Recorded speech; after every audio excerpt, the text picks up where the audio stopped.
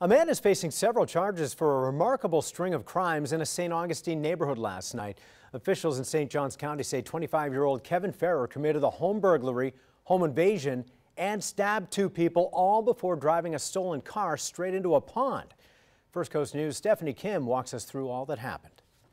People in this community are still in shock after a one-man crime spree Saturday night. It all started with a burglary at this home on Rivers Own Road.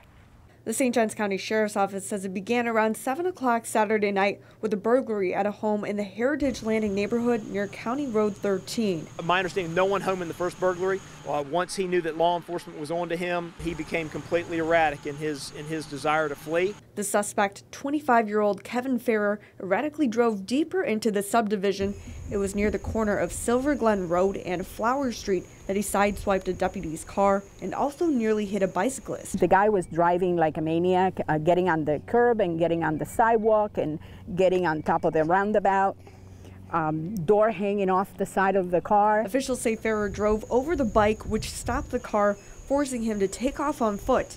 It was then he allegedly broke into a nearby home on Lake Monroe Place and stabbed the couple inside. There was this gentleman sitting on the corner, bleeding, and there was another police officer coming out of that road, chasing him again. That man had to be life-flighted to the Orange Park Medical Center in critical condition. Neighbors say his wife was also stabbed in the forearm, but is expected to be okay.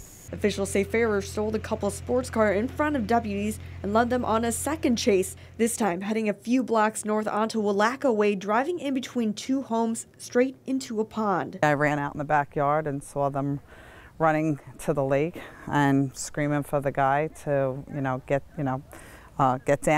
get down and on your knees, and they had their guns drawn. Karen Bellany says there were dozens of deputies in and out of her yard as they arrested the suspect. She's thankful for their quick action. It is scary that it's right here in your neighborhood.